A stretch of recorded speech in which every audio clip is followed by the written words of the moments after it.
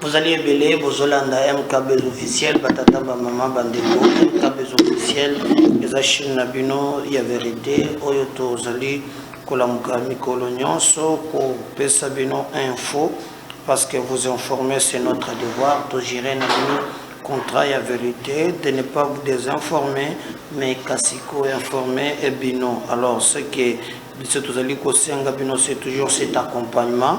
Ensemble, nous serons très forts. Tolobaka, toujours que ce qui nous unit est plus fort que ce qui nous divise et ce qui nous unit. C'est le Congo. Moussala de Tata, Moussala de Mama. Donc, Moussala Nyonso, mais en tout cas, Tolingana, Tolakisake, Tozali, peuple Moko. Retenons aussi que ce qui nous unit est toujours plus fort que ce qui nous divise et ce qui nous unit, c'est le Congo. Alors, comme vous le savez, sans mâcher les mots, la République démocratique du Congo, Mboka Nabiso, Ezali Mboka Oyo, Batona Bato, Bazalina Ba-intérêt, la plupart dominés par le clientélisme, par le fanatisme et par le régionalisme. Qu'est-ce qu'il faut faire? Il faut que Tombo la Bendele, Kokende Nangoti, travailler pour un Congo fort, stable et émis. En ce sens-là, que vous allez côté le Malikolo. Alors, nous vous demandons, et là, c'est Moko, c'est de partager souvent nos émissions. Donc, lorsque vous partagez ces émissions, vous nous donnez aussi la force de vous servir. Ça ne sert à rien de poser trop de conditions, trop de préalables. Donc, vous pouvez aussi nous apporter soutien. D'abord, Yomoko s'abonner, Yomoko liker, Yomoko tika commentaire na émission. Mais au cours de ça ne suffit pas. Tu peux aussi na canal nayo kokamata lien émission côté de la paix motomosus au sein du pays que yepé motoana à ça la par tous les moyens que non à s'abonner. Donc on est que zo pese biso makas ko ya s'abonner ou ya s'abonner donc comme chaîne batebele ndé kozala malamu pe to ko démarrer en ce sens là. Alors papa maman toko solo la likambo oyo na yoki bato mingi bakomeli ngai na Katanga balobi na Dilolo mouvement moko militaire ezali ko avancer, faut ouvrir en tout cas to zali vraiment ko luka par tous les moyens que makambo etambola correctement. Alors ce que nous pouvons faire c'est de vous demander comment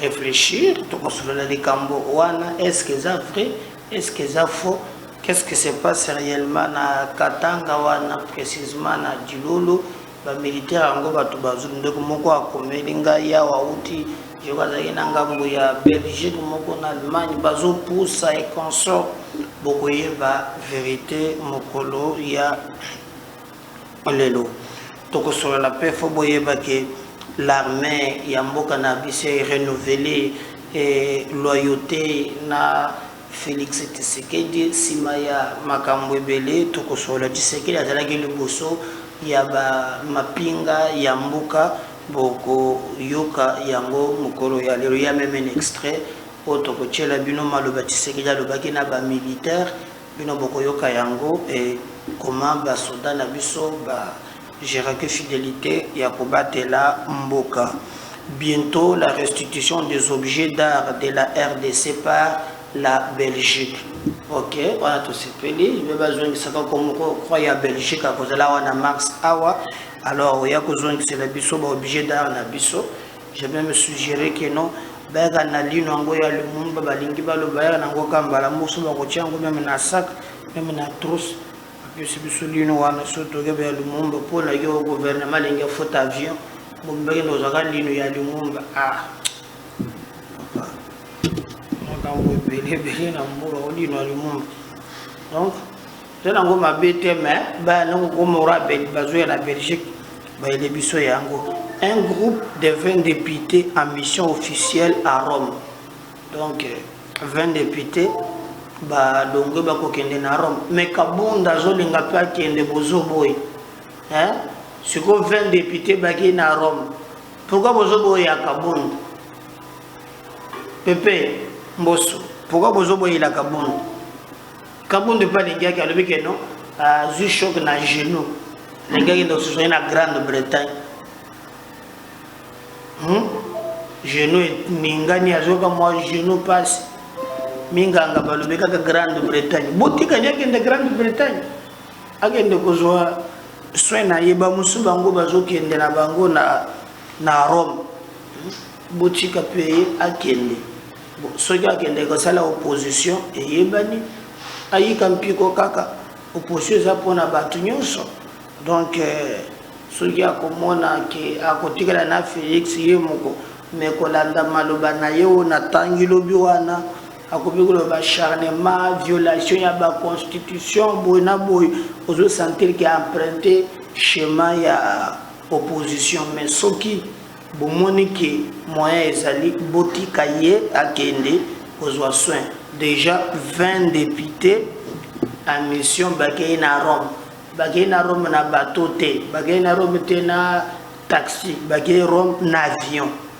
Donc il est grand temps que non, ce qui bomoni en tout cas selon moi je plaide que non, Botika Jean-Marc Kabound akende depuis a commis, il a renouvelé Kokomawana, tout le monde peut venir dans les réseaux sociaux. Alors maka musu pese la sécurité bon ba donner mususu nga ko na zana ngote nga ni na la nyonsologie donc nyonso yebika. Alors ce qui vraiment dans un cadre reconnu par la constitution vous allez ko dima liberté à mouvement mutuna muntu akende côté o ya moniko kende. Je pense qu'il est grand temps batika tout batika honorable Kabound ndenge batiki pe équipe ya ba 20 députés oyo baki kozwa ba mission na bango ba pesa ye chance abima akende kona.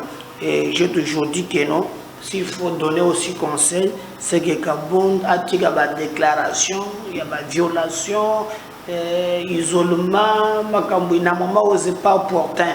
Même ba conseiller na ye a tika ko sala bras de fer. Bon, ce qui ba agent, il y a service de renseignement, bande musus, bazana ba il même surtout zana ya côté. Notre makambo à genoux ana ko kende na ngwata na centre Nganda en attendant celui ils ont traîné s'il y a des éléments oyo sur le plan sécuritaire que nous ne maîtrisons pas. Agena HJ ba ko tchelo ko genoux ana ba dingisi. Mbongo za bien. Ya bande ko nanga mbongo za bien. J'aimerais quand on attaque les Nigériens makenda kate genou ka ya pam bazé na ko Grande-Bretagne bogaleng. Donc vous avez sur ces genoux là. Donc 20 députés balongo Kinshasa baki en mission en Rome. Voilà. Un carnaval motorisé prévu ce vendredi pour notifier les institutions la destitution de Kabound. C'est dit n'importe quoi. C'est dit n'importe quoi. Au lieu de travailler à l'élection en 2023, vous êtes dans des distractions. Travailler, les élections arrivent. Les élections c'est en 2023. Vous n'avez pas l'obligation il y a kokende kokotana babulu ezanati na mon côté. Kabunda siakei, vous allez perdre les énergies. Wana kabakuba yaba bazana cesse bato tout toi que je me mette. Donc bakolowe ba moto ba tcheba carburant basala ba carnaval motorisé pour notifier na ba institution. C'est quelle logique ça? C'est quelle logique ça ya notifier ba institution qui non Kabunda qui c'est prévu que pour notifier départ ya Kabunda qui est président d'un parti politique un fait privé bozo moto pour notifier ba institution. Allez au ministère de l'Intérieur. Même le ministre de l'Intérieur qui est notre localier pour les camboboye conformément à la statut Nabiso et Sili. Évitez-nous la distraction, nous avons nous avons conflit personnel où ils ont organisé carnaval motorisé. Ils ont notifié l'institution que non, Kabunda a société. c'est pas ça l'enjeu. L'enjeu est allé où ta indépendance, ti lelo parti politique mon côté à lui seul a tigalo kozwa majorité na bamboko loko l'Afrique du Sud ANC akangakama depuis ti lelo akanga majoritaire et il continue à gagner.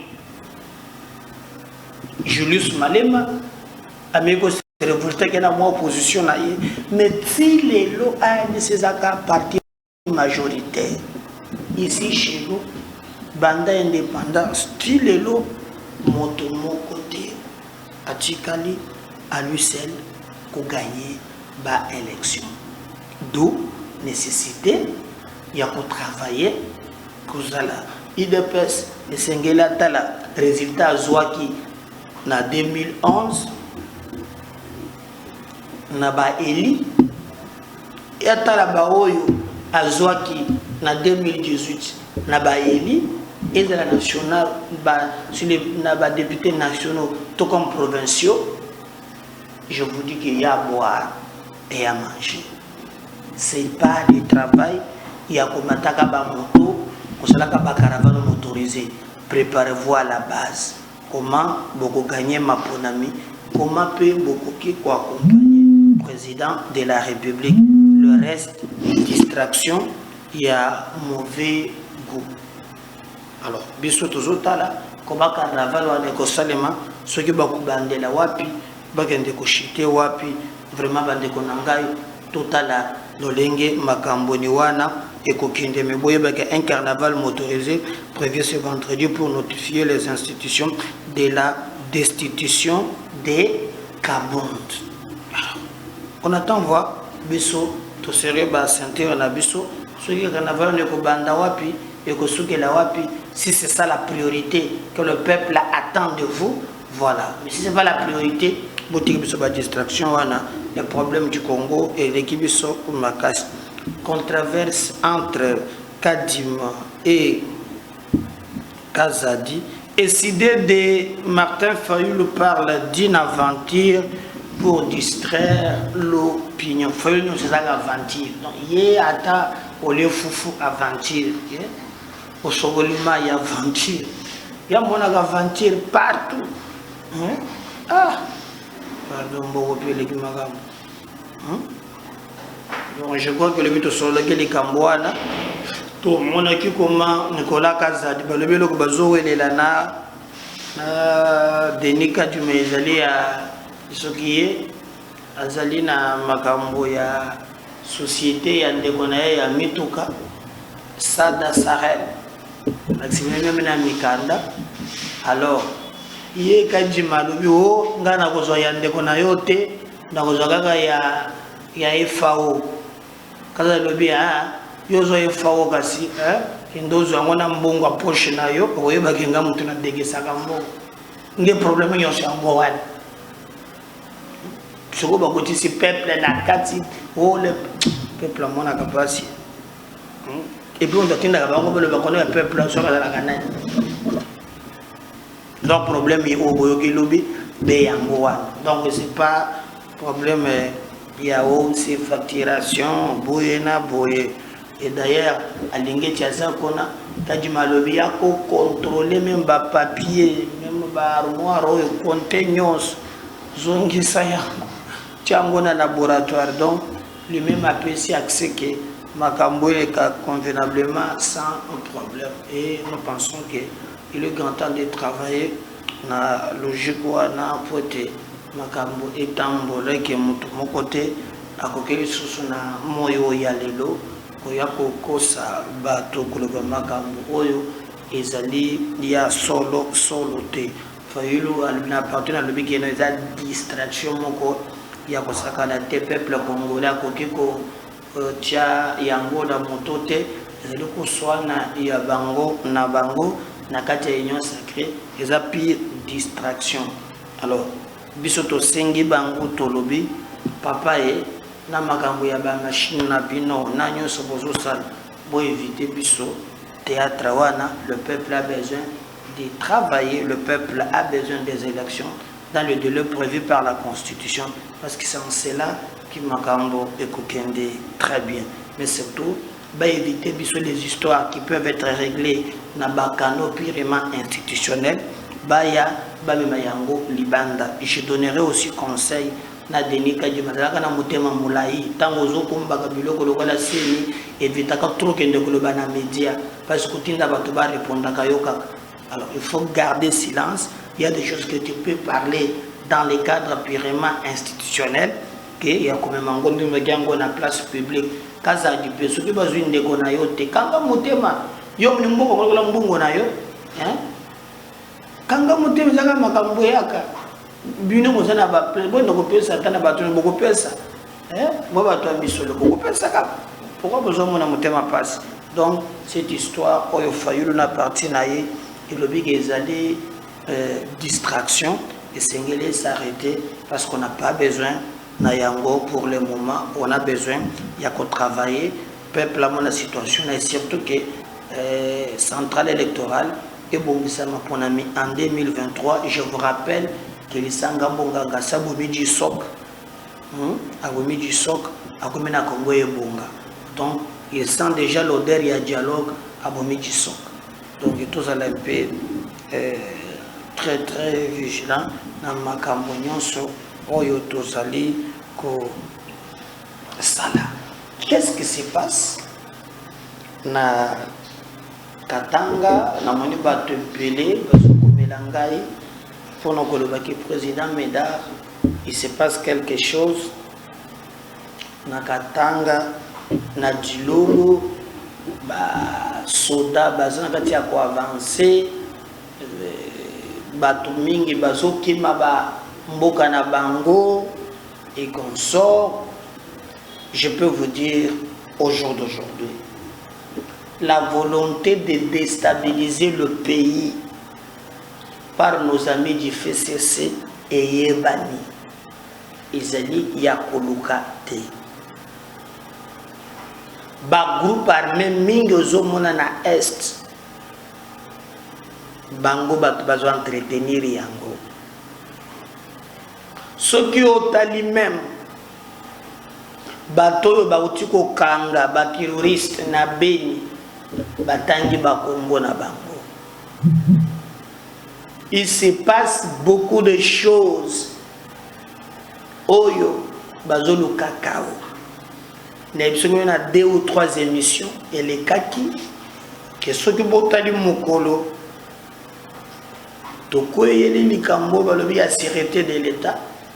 Ce que vous avez dit, na Katanga, tona bakoye biso ke no sécurité ezalaki renforcer makasi. Ngoyi mulunda alobaka yango avant bakanga ye. Il avait dit ceci.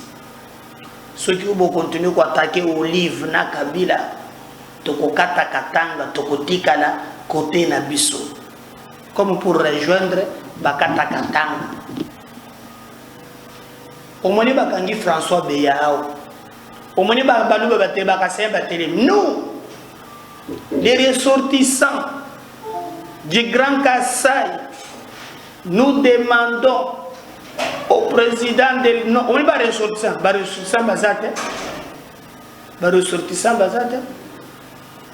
On va travailler pour nous côté de tribalisme. Mais tu sais répondre à Mbeba naïe. Nous avons une image, basoda bazoya, basoda bazokota. Jusqu'à présent, les militaires de mon côté va évoluer. Il y a eu des rumeurs. Na ebisa kibino même na émission les kaki qui mokolo ba destitué qui Zoé Kabila. On a même parlé que Nandeko naye à moi si Jeannette qui a dit qu'il demandera à la jeunesse de se prendre en charge. Et les informations de l'époque balobaki que babanda qui pour entretenir milice qu'on se prendre en charge, je ne sais pas, na cadre ni, mais na dit on nous parle de mouvement, il y a des militaires qui avanceraient. Non, c'est faux. j'ai pris mon temps de me renseigner, il y a une information, mais au moins, il y a des groupes de gens qui se réunissent, bazo comprendre que ndenge na boule na bango, makambo ya fait c'est caché zalaki, bango fallait kaka base la pour bako se retrouver kana ba calcul mosusu. Mais malheureusement pour na bango, bamoni que moyen va se retrouver exacté. Ba intérêt na bango eza mise en mal. Moto ya bandaki ko sunga bango basala biloko wana ba progresser banago en recrutant les enfants ezalaki Gédéon Kyungu Mutanda oyo azalaki criminel de guerre oyo a commettre ce qu'on appelle crime contre l'humanité. Ye wana moto bandaki kozala quand même na makasi ya kosalela bango biloko wana.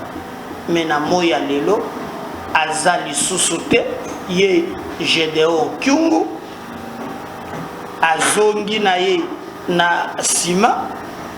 Alors ba mi retrouver que bazana difficulté d'où et sengeli koluka moto mosusu oyo akokaki koya po ete atala lolenge nini ya korekrite ba milice na bango wana.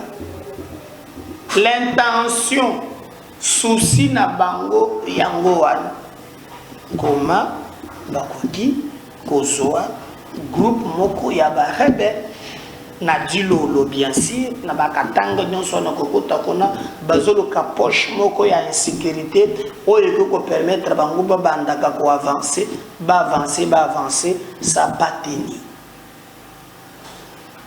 Les images au bozo mona bato bazo propager wana bazo lebelaka mingi ezali oyo bango moko na laboratoire na bango bazo monter synergie moko. Vous voyez très bien que même na batakte du vivant de Kengo azalaki en colère alobaki botika bana na biso kimia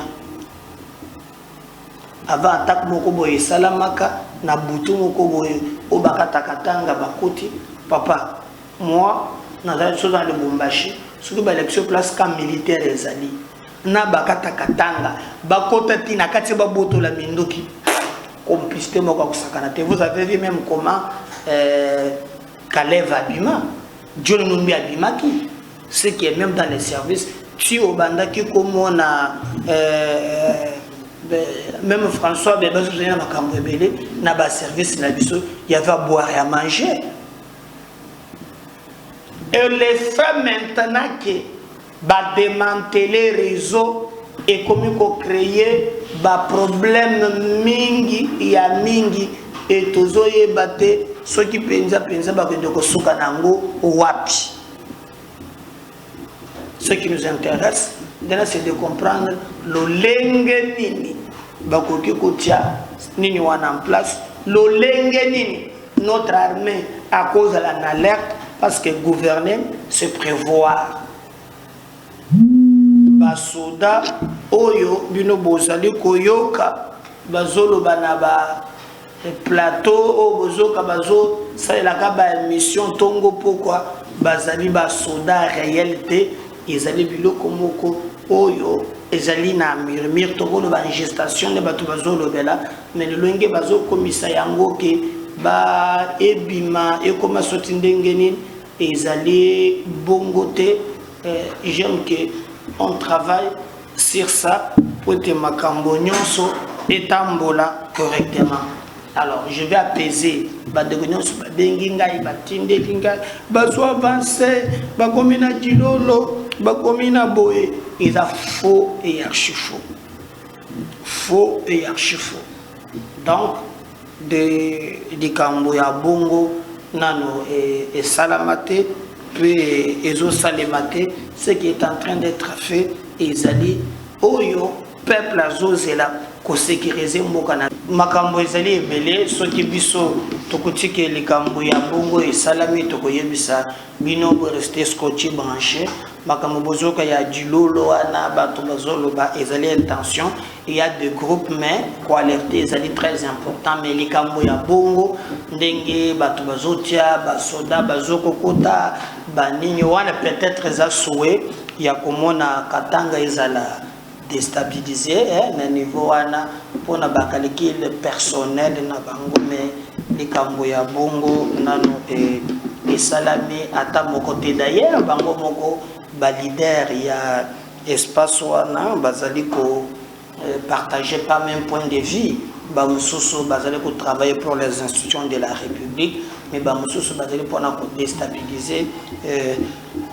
déstabiliser Yango et je l'avais même souligné le mec que je regrette Bouya Baba Kyungu il est parti au moment où il ne devrait pas partir parce qu'on avait besoin encore de lui mais malheureusement l'ironie du sort le bon Dieu a souhaité qu'il ndenge et qu'il wana bolandaki monsieur moko na sali pona koloba keno na bango un bon nombre Katombi se présente déjà comme Yemoto Akoya pour commettre Batonyonso d'accord na ba calcul na ye aluka lolenge nini akoki kosala ke asangisa bato ba mususu bazana gauche ba mususu bazana à droite aba porter candidature na ye et na discours azome mezali ya koloba ya baswahili baya d'abord ya bandaki lobingo wana même na ba John Numbi et consort et la plupart ya makambo ozozongo yoka bazoloba John Numbi alors okomitona ke John Numbi azana kiba nous l'avons pas abîmé là qui est des baloba c'est quoi justice internationale ne bazo tanga kaye John Numbi procès PC bandé le sous donc moyen ko kangaye ko zo bisa wezate moyen ko kanga pe ezate parce que comment on a Dieu nous Calève en tout cas nos services dans ce renseignement ko izole kelangai même Calève bogozo yete Calève pe zo mona nakate Calève lo bien zo na kinga kati yabo atambola ka pepe na butu dernièrement bomona ki azole pa ya Albert Yuma azole ya tia mais comme congolais pe muntu ya gele ayembala moko a filmer na ndenge ya caméra moko azomona te mais bimaki donc il y a quelque chose qui se prépare kuna bato bazali moi mingi ngoyi mudu ndalo baki bakokabola Katanga je donc Kyungu ba utiliser trop mais tango bazwaka ba millions ya swakate et vous avez vu que c'est dernièrement aye palobi azape mwana bato anyokomi mwa mingi na biloko wana amilongoli alobi muntu akokeli susute ko utiliser ye kombo ya bakata Katanga na biloko wana ya bendi na yenzoto le reste etikali ya bato ba se conformer ndenge balingi mais de vrai pour dire au vrai sens du mot ezali na jusqu'à présent dilolo bato bazali ko avancer non bakatangi obenga ka bakatangi o bazala ka soka le kamoko nous grand Katanga nous ce qui va vous mona kango lokum mais lorsque baye oyo bazali bakatangi bazana ba vrai problème oh yakati bazana ba vrai problème et moni saka ba to passe to mona ka bango bazali ko réagir c'est regrettable pour nous mais nangambo mususu il y a besoin de comprendre que bakoki kosala opposition tout en étant na ba institution dernièrement boyoka ki sangote que Jacques Kabula azwaki info moko que Moïse Katumbi azali ko préparer eloko et que balinga ki bakanga ye muntu moko a participer ki na réunion wana nda bimaki akeko yebisa Katumbi keno bongama eloko moko ezo se préparer contre toi et tu ça mais base na ba réseaux sociaux que Jacques Kabula préparer eloko ya bongo maintenant les soupçons oh ezali ko bazali ko relayer bazoko misango makas leur objectif c'est clair ya ko déstabiliser institution wana mais na ebisibino keno bato nyonso ya Katanga bazali na schéma wana ata mukete okomona par exemple tulokola ba Dani Banza okozwa Muyambo azana kanda je comprends parce qu'alingaki ba pesa ye coordonnateur ya Union Sacrée na Grand Katanga ba PCT et ça moi bientôt il y a eu beaucoup de choses au Salamina et loko oana. Donc nous pensons que le plus important est d'aller au tout aller comme on en place le plus important est d'aller au yobato musus bazali kozwa na sens réel ya mboka et non pas au bato bazali kozwa en terme ya ba province ya ba clan et bazali ngepe ba déstabiliser mboka na biso à travers eloko wana. Bon moni dernièrement même na est. Je vais poser la question. Est-ce que boyebaka ke ba nos militaires basala kapé ba exploit? Est-ce que boyebaka ke bango en contrepartie bazali ko sala makambo oyo et sala kake bato ba mona clair? Il y a des problèmes kwa moko boyo oyo a bato bakoka ki kokota libosote lelo bakomi kokota. Mais est-ce que national tournebino aussi au mona bato bazori lié yango basé la combat émission? Non.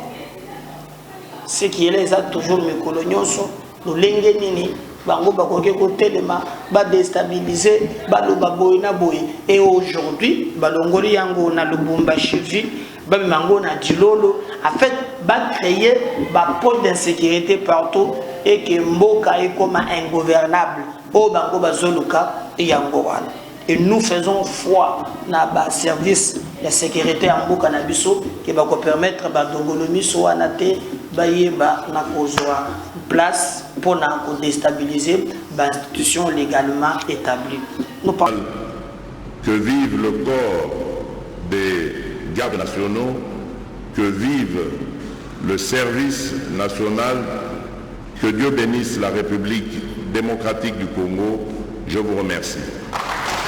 Voilà, mes chers téléspectateurs, c'est le message du grand rôle de la nation, commandant suprême des forces armées de la République démocratique du Congo, la police nationale congolaise et des services nationaux, au cours de cette cérémonie d'échange. Excellence, Monsieur le Président de la République, chef de l'État et commandant suprême, nous allons procéder au renouvellement de notre loyauté au commandant suprême. Nous, militaires, policiers, bâtisseurs du service national et garde-parc, respectueux de la Constitution et des lois de la République, et mus par l'obligation citoyenne de n'œuvrer que pour l'intérêt supérieur de la nation, tenons à préciser que conformément à nos missions, nos obligations constitutionnelles, demeurons résolument attachés aux valeurs démocratiques consacrées dans notre Constitution, valeurs totalement dédiées à la défense de l'intégrité du territoire national et des frontières, à la protection des gens et de leurs biens, ainsi qu'à la contribution au développement du pays pour le mieux-être de toute la population congolaise. Face aux vicissitudes du moment, nous, militaires, policiers, bâtisseurs du service national et garde-parc, rassurons votre suprême autorité. Aucune action de sédition, de quelque nature que ce soit, ni une quelconque campagne d'intoxication ne viendront ébranler notre engagement citoyen et notre détermination à demeurer apolitique, républicain et légaliste pour la défense de la cause Congo. Nous ne laisserons nullement, je dis nous ne nous laisserons nullement inféoder, ni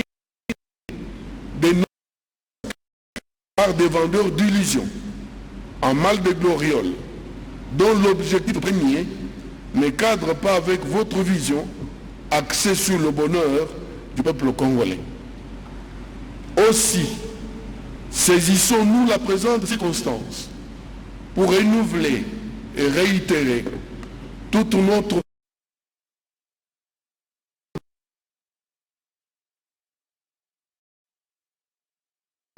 à œuvrer sous votre guise, Excellence, à l'accomplissement de nos missions, nobles missions, jusqu'au sacrifice suprême, sans jamais trahir le Congo.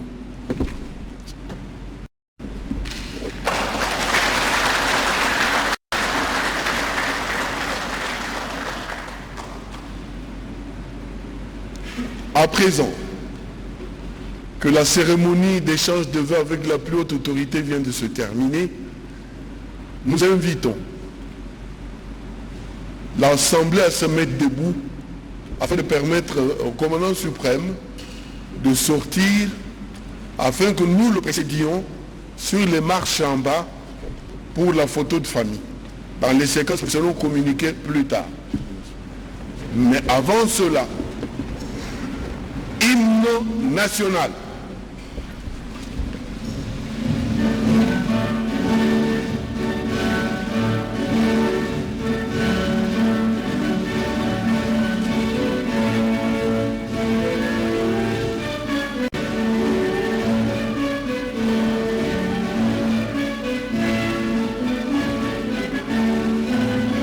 Que bientôt 2023 ils ont poussé na élection ezali tokokende na élection moko na moko akosala oyo ya moniki no ezali malamu. Attendez le moment venu et vous considérez que ce moment arrive awa sécurité de l'État à l'est du Kamboboy ou elandi boy bolengi botelema bo créer des agents soki kaka bameki kotia muntu loboko na likambo wana nous les ressortissants du Lolo, nous mettons en garde, nous, les seuls bateaux, nous avons par exemple, à Wabotalande, Makamouya, François Beyezali, au Koyoka Teke, non, nous, l'espace Kassai, Totel Milikolo, Puna Likamboy, au Koyoka Angote. Tout le monde pense que ceux qui montent à Sali Mbeba Naye, Azali obligé de répondre à Mbeba ou Yassali. Ils sont obligés à répondre à Mbeba ou Yassali. Tout est tribalisé, tout est ça, la biloko, ils ont une clarté. Malheureusement, à l'essentiel, l'essentiel c'est de défendre notre pays jusqu'au bout. Masolo, Bozali, Koyo, Kawana, et Kosimba, Tebaï, Bazali, Kotabe, dans le laboratoire, rien de fait. Et salam. Ba photo, Moni Bazotia, na bamboka wana, bakeko se ba photo moko, ba image moko, ya ba vidéo, oh, qui n'a rien à voir. Na likamboa na mboka na biso ezali sous contrôle, l'armée contrôle makambo nyonso et on continue à travailler toujours pour des mboka et keniliboso. Moi je regrette par exemple yozo mona au lieu de travailler tozala fort biso moko tozo monter ba image ya déstabilisation contre mboka na biso. Comme le président Ruto soki ya Kenya ya Kenya ndenga seki biso parce que attaquer du saut. Mais sur le fond, est-ce que tout ça a quand même quelque chose? Il y a qu'à comprendre que non, tout petit trop bas, tout ça bondissana, tout ça il ça la makambo, il faut répondre à la dignité à peuple, mais tout ça quand on a besoin de zangatina, au lieu de travailler dans un sens correct pour nous relever un cannabis. C'est inadmissible. Inadmissible. Ces pays méritent mieux. Mboka o mboka na biso ezali ko mériter mieux moto mokote akoki ko bangisa moto to moto moko akolinga ba déstabiliser mboka oyo ba pesi biso. Donc bozala pese eloko ya bongo eza ata mokete ata biloko zoka o ya Grand Katanga boyena boy manipulation bato nyonso bazolo ba langage moko te moto asali revirement ya makasi ya soko ezaka ka moyambo kwa lobika ko trahir katombi te katombi asa ndeko na ye ce sont droit les plus légitimes.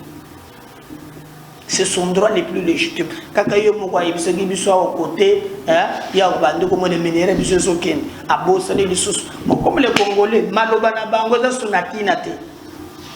Au comment on montre ça qui moboutisme, azobina seko yoko, akikitina se,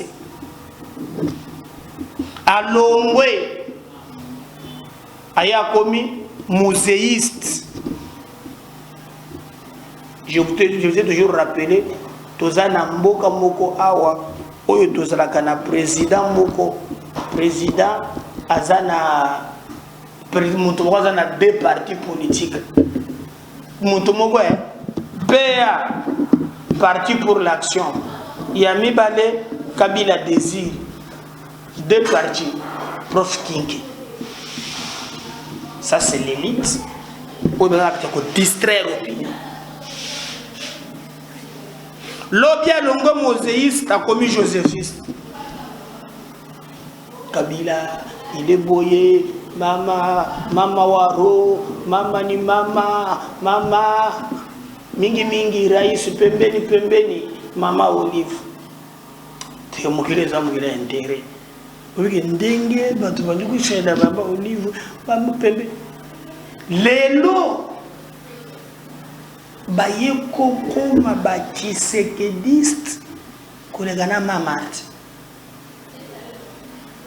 lobby ba yaona ba nous les ressortissants nous nyos c'est la acharnement politique pour na Congo politicien yiba kate asela kate ce qui va tirer acharnement politique masolo boyoki batata ba mabandeko Ezali Lukuta Monene. Vous restez toujours branché Scotier, la MKB officielle, votre chaîne de vérité. Je vous dis, si et seulement si le Seigneur ne revenait pas, si le Seigneur ne revenait pas, moi je reviens encore le numéro Moussous. À tout à l'heure, à deuxième numéro. Bye.